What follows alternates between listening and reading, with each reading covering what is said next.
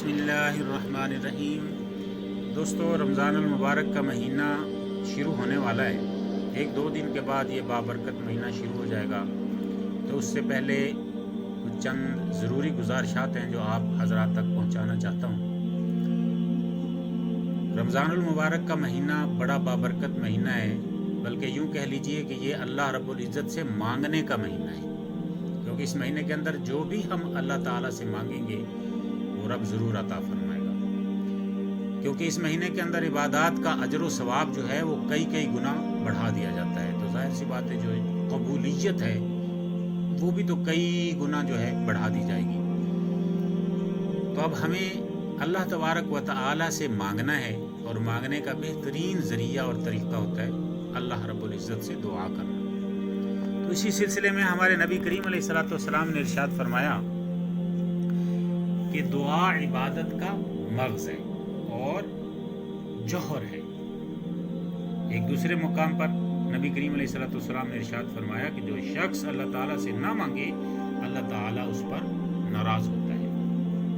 اب کوئی بھی ہم عبادت کرتے ہیں تو اللہ کو ہماری عبادتوں کی ضرورت نہیں ہے۔ اللہ تعالیٰ کے سامنے جب ہم عبادت کے بعد روتے اور گڑ گڑاتے ہیں، اللہ تعالیٰ سے جب مانگتے ہیں، وہ چیز میرے رب کو بڑی پسند ہے، اس لیے کہ اللہ تعالیٰ جو ہے وہ اس کو ہماری عبادتوں کی ضرورت نہیں ہے۔ عبادت کے لیے تو اس کے پاس بہت سارے ملائکہ، بہت سارے فرشتے ہیں جو ہر وقت ہر لمحہ اس کی عبادت میں کھڑے رہتے ہیں۔ جو رکوع میں ہے وہ رکوع میں، جو قیام میں ہے وہ قیام میں، جو سجدے میں وہ سجدے میں، جو تسبیح کر رہا ہے وہ جو تحلیل کر رہا ہے، جو کچھ ان کے ذمہ لگا ہوا ہے وہ سارے حمد و ثنا میں لگے ہوئے ہیں۔ عبادت تو وہ کر رہے ہیں، لیکن اللہ رب العزت کس کو پسند فرماتا ہے؟ اللہ تعالیٰ جو بندے اللہ سے مانگتے ہیں ان کے اوپر اللہ رب العزت بہت خوش ہوتا ہے۔ جیسے حدیث پاک میں نے آپ کے سامنے ابھی رکھی کہ جو بندہ اللہ سے نہیں مانگتا اللہ تعالیٰ اس سے ناراض ہو جاتا ہے، کیونکہ عبادتوں کی ضرورت اللہ کو نہیں ہے۔ اللہ کو تو یہ دیکھنا ہے کہ یہ بندہ جو ہے یہ اپنے اندر کتنی عاجزی، کتنی انکساری رکھتا ہے۔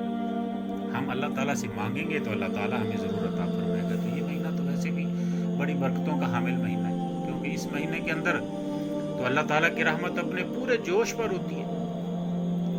تو اس مہینے کے اندر ہمیں مانگنا ہے، اور مانگنے کا بہترین طریقہ دعا ہوتی ہے، اور دعا ہمارے نبی علیہ الصلوۃ والسلام نے فرمایا کہ مومن کا ہتھیار ہوتی ہے، اور اگر ہم اس ہتھیار کو استعمال کرنا سیکھ جائیں تو خدا کی قسم اس مہینے میں ہم وہ کچھ حاصل کر سکتے ہیں جو زبان سے نکلے اللہ رب العزت ہمیں عطا کر دے گا۔ تو حضور علیہ الصلوۃ والسلام نے ہمیں مانگنے کا طریقہ سکھایا ہے۔ نبی کریم علیہ الصلوۃ والسلام نے ارشاد فرمایا کہ جب اللہ تعالیٰ سے مانگو اور دعا کرو تو اس یقین کے ساتھ دعا کیا کرو کہ وہ ضرور قبول کرے گا اور عطا فرمائے گا، اور جان لو اور یاد رکھو کہ اللہ تعالیٰ اس شخص کی دعا قبول نہیں فرما۔ مطلب کیا ہے کہ جب ہم اللہ رب العزت سے دعا مانگیں تو ہماری کیفیت کیا ہونی چاہیے؟ اس یقین کامل کے ساتھ اللہ کے سامنے اپنا ہاتھ پھیلائیں کہ جو مانگنے جا رہے ہیں وہ رب ضرور عطا کرے گا، اور مانگنے کے دوران ہماری کیفیت کیا ہونی چاہیے کہ ہمارا دل و دماغ، ہماری زبان، ہمارے الفاظ، ہماری سوچیں، ہمارے خیالات، سب کچھ اللہ تبارک و تعالیٰ کی طرف متوجہ ہوں۔ ایسا نہیں کہ دماغ کہیں ہے، دل کہیں ہے، سوچ کہیں ہے، خیال کہیں ہے، الفاظ کہیں ہیں۔ ایسی دعا کبھی شرف قبولیت نہیں پاتی۔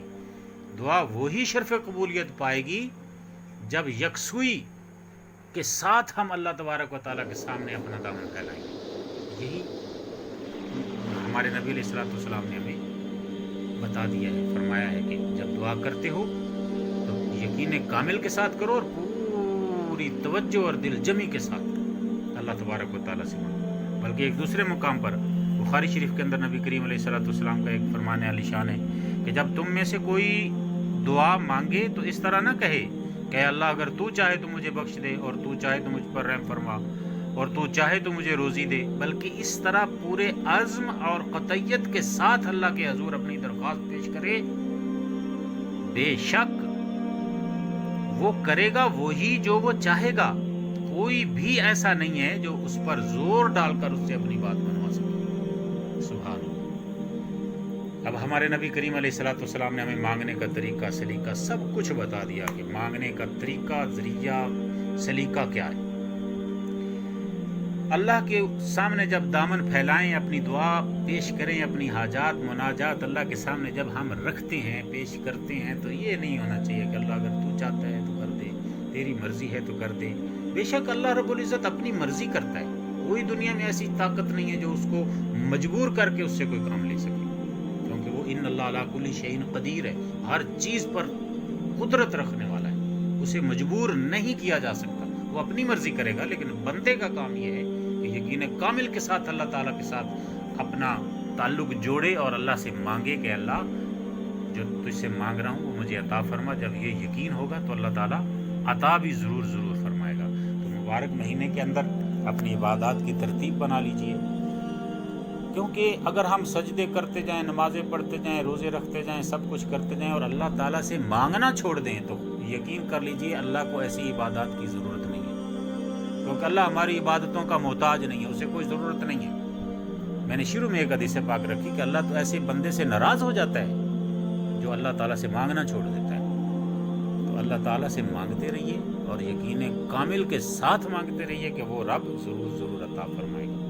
تو اس مہینے میں جتنا ہو سکے مانگیے، اور آخر میں میری یہ گزارش ہے کہ میرے اس چینل کو سبسکرائب ضرور کر لیجئے اور میری ویڈیو کو لائک بھی ضرور کیجیے گا۔ اللہ تعالیٰ عمل کی توفیق عطا فرمائے، آمین۔